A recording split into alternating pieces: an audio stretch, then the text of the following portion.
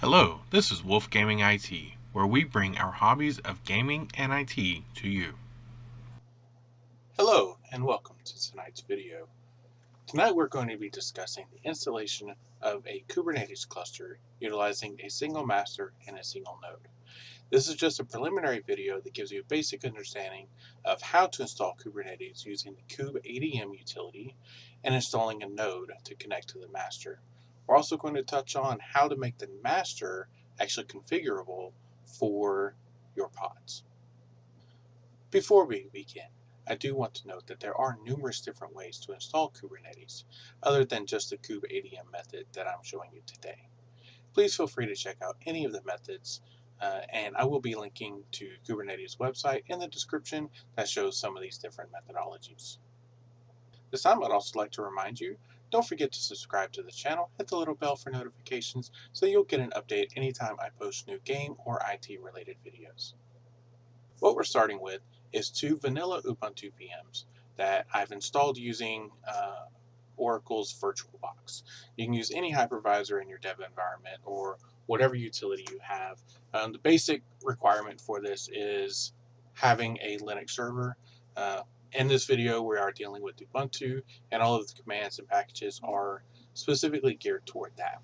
If your flavor of Linux is different, feel free to use this as a guide and then adjust to whatever your repository is, such as Yum, for example, for a Red Hat or CentOS base. Now what we need to do to start is we need to do an apt-get update, make sure that all the packages are up to date.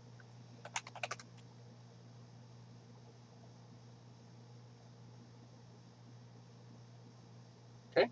Next we're going to apt-get install apt transport HTTPS, CA certificates, curl, new PG agent, and software properties common. This will install a lot of our underlying dependencies so that we can communicate to the cluster, we can download other packages, and get everything up and running. So now that that's done, we're going to install a couple of GPT keys, which we're going to get from packages.cloud.google.com/apt/doc apt key.gpg, and we're going to pipe that to apt key add. This is going to add the GPT key so that we can actually install our sources list so that we can get the updates from the repositories that we're using for the purpose of installing Kubernetes. Next, we're going to go ahead and install the second key, which, so it's curl -fsl, and we're getting that from download.docker.com, Linux, Ubuntu, GPG, pipe apt key add dash. Alright, so now that those two GPT keys are added, we can add our sources.list. So for that, we're going to set a file to etc apt sources.list.d kubernetes.list. Alright, now when you do a cat redirect EOF, what you're doing is you're taking your standard input, which I'm about to put in, and you're going to send that to the file. At the end, you terminate by putting in the characters EOF. This allows you to put in a multi-line document in one easy session. It's a bit overkill for what we need because we'll only actually have to add one line, but it's a good thing to have an understanding of and practice with on occasion. So this needs to be dev https://apt.kubernetes.io/kubernetes-lineal main and end of file. Okay, so now that puts that in the sources.list. The other method you could do is you could just echo deb arch equals amd64 https://download docker.com Linux Ubuntu Bionic stable. Okay, and we're going to put that into etc apt sources list.d slash docker ce.list. Okay, so that's two different methods that you can use to add your things to a list. Now, the Kubernetes.list, Docker CE.list, they can be anything you want them to be. However, it's usually a good idea to create those lists as something that pertains to the packages that are being installed. All right, so now we're going to go ahead and do another apt-get update. This will make sure that we have access to those lists. We don't have any issues with them, and we can go from there. At this point, we're ready to install Kubernetes. So we're going to apt-get install -y so that we don't have to say yes for doing the actual installation. We're going to do kubelet. We're going to do kubeadm. We're going to do kubectl. And then we're also going to do Docker. However, with Docker, newest versions of Docker are not supported in Kubernetes as of yet. Therefore, we specify the version of Docker that we are installing. And that's going to be 18.06 .1 tilde CE tilde 3-0 tilde Ubuntu. All right. And if we had no errors, everything installs. There we go. Now we're cooking with gas. So at this point, it's installing all of our required packages, any sub-packages that they need, so that we can actually run our Kubernetes system. Once this is done, Kubernetes will be installed. However, it will not be configured, and it will not be up and running. Another thing that you have to understand as far as Kubernetes goes, there is a requirement for an underlying network architecture and infrastructure. Using kubeadm, it does not actually install the networking components by default. So what you have to do is you have to do a little bit of research, find out what kind of underlying network infrastructure you need. Now, for my purposes, I tend to use Calico. Now, one thing you need to understand about Calico is it is production ready. However, by default, it utilizes a 192.168.0.0 network range. So you need to pay attention to what your local network is going to be and if that's going to conflict. For me, where I'm at, as you can see, I'm actually using 192.168.86. So 192.168.0.0/16 is going to not work for me. So what I have to do is I need to modify the default parameters for Calico. So what we can do is we can just download the files, which as you can see, and I will include this link in the description, it uses a kubectl apply for specific files. Now what I'm going to do is I'm going to just wget these files.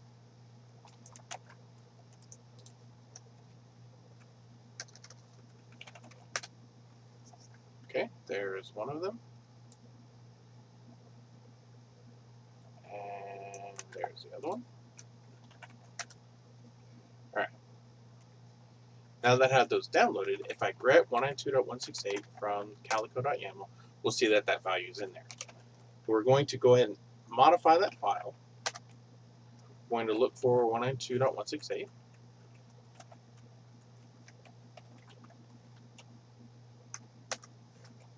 And we're going to change that to 172.16.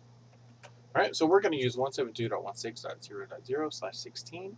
This gives us a wide range of IP addresses in the 172.16 private network range. Since we're not using a 172.1.6 in our personal network, that allows us to use this range and not have any type of conflict. And also using a private range avoids conflict from internet sources.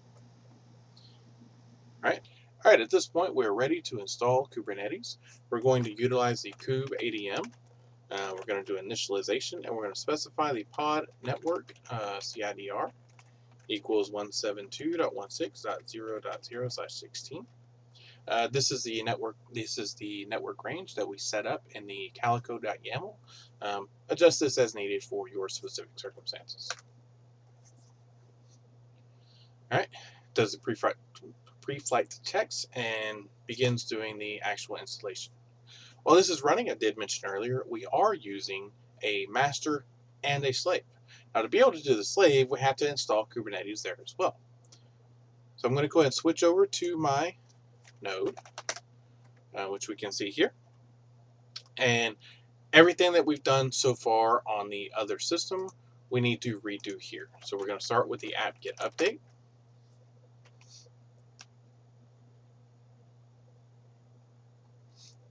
We're going to do apt-get install the app transport HTTPS EA certificates, curl, new PG agents, and software properties common.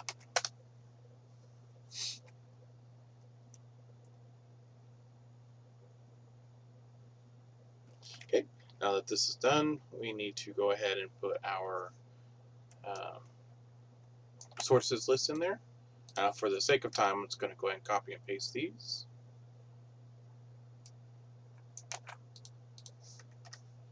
We also need to do our GPG keys.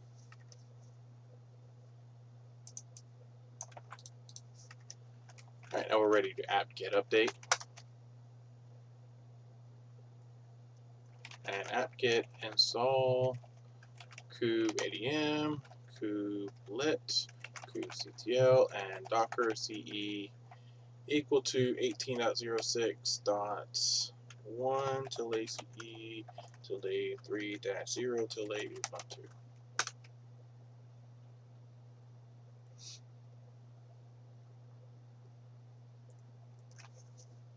Alright, now that this is finishing up, Kubernetes is installed. It is ready to configure on our node. Alright, so as we can see, the kubeadm has finished. Kubernetes is installed. You notice this kubeadm join. This is going to be important here in a minute, so we're going to go and copy that into our buffer. First, what we need to do is we're going to go and check the health of our Kubernetes cluster. So to do that, the easiest way, since we're going to be managing it from the server, is we're going to make dir.kube, then we're going to copy etc kubernetes admin.conf to .kube/config. This allows us to run kubectl get nodes, and we can see that our node is there. Now the reason it says not ready is we've installed Kubernetes via kubeadm. As I mentioned earlier, the networking and some of the underlying infrastructure is not applied yet. So what we need to do is we need to do a kubectl apply -f the calico.yaml, and we need to apply the RBAC. These are the two files that I downloaded earlier and modified for the Calico. So at this point, we can look at our nodes, and that will come up ready here in a little bit. Meanwhile, we're going to go ahead and take this join command. We're going to come back over to our node, which is also finished installing, and we're going to run the join. This will configure Kubernetes to connect to the master. All right. So at this point, we come back to the master, and we do a kubectl get nodes. Now we just wait for these two nodes to come ready. All right, we're going to go ahead and double check. And we see that our nodes are now completely ready. So at this point, Kubernetes is up and running. It is configured. It is communicating. We're able to access the master and the node. The one bit that we do not have set up yet is we cannot actually schedule pods on the master by default. Right? The reason for that is you generally want your system services, your Calico networking, stuff like that to be run on the master. Okay. What we're going to do, since we only have a master and a slave, or if you want to use this setup and have a single node, you have to be able to schedule things on the master without necessarily having to put it into the kube system. So to do that, what you want to do is you want to do a kubectl taint nodes all nodes node role.kubernetes.io/master. This is the taint, okay? So we could taint the nodes with this, but if we put a dash on there, it will remove the taint. So now, if we look at kubectl get nodes, we have our nodes, and if we describe the master, which is this VM here, if we describe the node, and we look at the taints, we will see that there are no taints.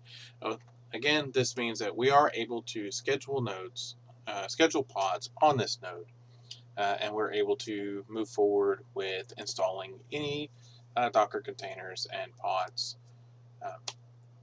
Thank you for tuning in. I do appreciate it. If you have not yet, don't forget to subscribe to my channel, hit the little bell notification, like the video, comment on the video, tell me what you think. If you have any questions about Kubernetes and the setup that I've used today, feel free to ask in the comments, and I will do my best to answer them as quickly as possible.